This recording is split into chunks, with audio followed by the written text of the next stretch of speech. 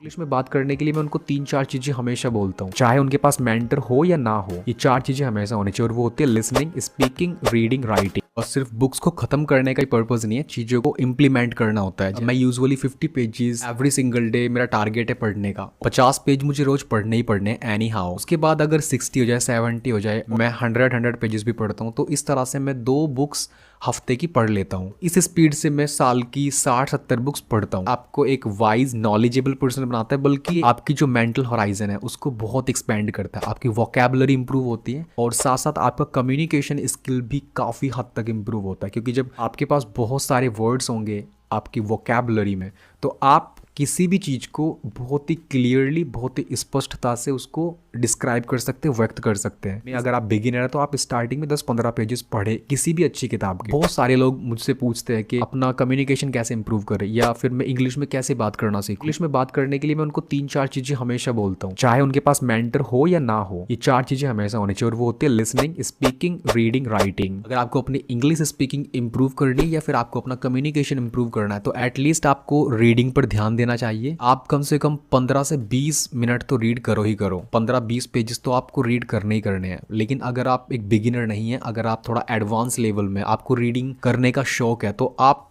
कम से कम 1 घंटा तो पढ़े ही पढ़े। ना कि सिर्फ रीडिंग से आपकी वोकैबुलरी पावर स्ट्रांग होगी, बल्कि आपको एक वे भी पता चलता है कि अपनी बातों को किस तरह से रखना है, क्लियरली और बिल्कुल शॉर्ट, क्लियर, कंसाइज कैसे किसी बात को बोलना है। ये बात ध्यान रखते हुए आपको रीडिंग करनी है। अगर कोई मुझसे ये क्वेश्चन पूछता है कि मैं फ्री टाइम में क्या करता हूँ, तो ऑफ कोर्स मैं अगर फ्री हूँ और अगर मेरा कुछ काम करने का नहीं मन कर रहा है, तब मैं रीडिंग करना पसंद करता हूँ। जैसे बहुत लोग गेम्स खेलना पसंद करते हैं मोबाइल फोन में, या फिर कोई मूवी देखना पसंद करते हैं, तो तब मैं रीडिंग करना पसंद करता हूँ। शायद मुझे भी लगता है कि हाँ, रीडिंग मेरी one of the most powerful strength है, जहाँ से मेरी मेंटालिटी पूरी तरह से चेंज हुई है। इस रीडिंग करना है आपको 15 to 20 minutes as a beginner, और फिर इस टाइम को थोड़ा थोड़ा इंक्रीज करना है जब आप एडवांस लेवल में पहुंचते हैं, या फिर आप एक रीडिंग की हैबिट डेवलप कर लेते हैं, तब आपको कम से कम 30 मिनट्स टू 1 आवर तो रीडिंग करना ही है।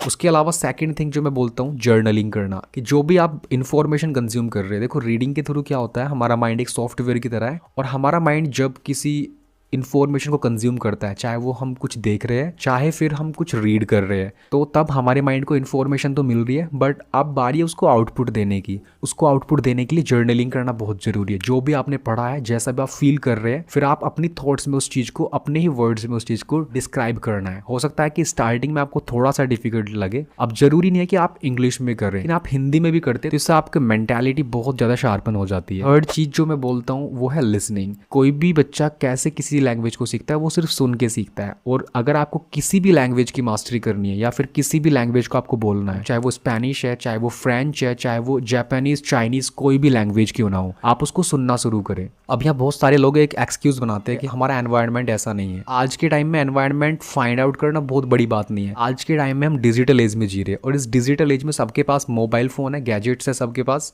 इंटरनेट कनेक्शंस है। माहौल क्रिएट आपके घर में हो सकता है, और without asking anybody to help. बहुत सारा कंटेंट है इंग्लिश में, न्यूज़ सुनो, कार्टून चैनल्स देखो, और बहुत सारे प्रोग्राम्स है जो इंग्लिश में है, और वहाँ पर आप उस प्रोग्राम को सुनो, इंग्लिश में कंटेंट कंज्यूम करो, रीडिंग करो इंग्लिश की बुक्स, और इंग्लिश में ही सारी चीज़ें सुनना शुरू करो। तो आपका ये माहौल घर बैठे ही बन जाएगा। फोर्थ चीज़ जो है वो है स्पीकिंग। अगर आपको स्विमिंग करना सीखना है, तो सिर्फ थ्योरेटिकल डेटा पढ़ के आप स्विमिंग करना नहीं सीख सकते। हालांकि बहुत सारा थ्योरेटिकल डेटा अवेलेबल है इंटरनेट पर, मैगजीन में, बुक्स में, कि देखो ऐसे तैरते वैसे तैरते, बहुत सारी टिप्स एंड ट्रिक्स आपको बता दी जाएंगी। Ultimately you will learn how to swim exactly is to actually go into the water and start splashing.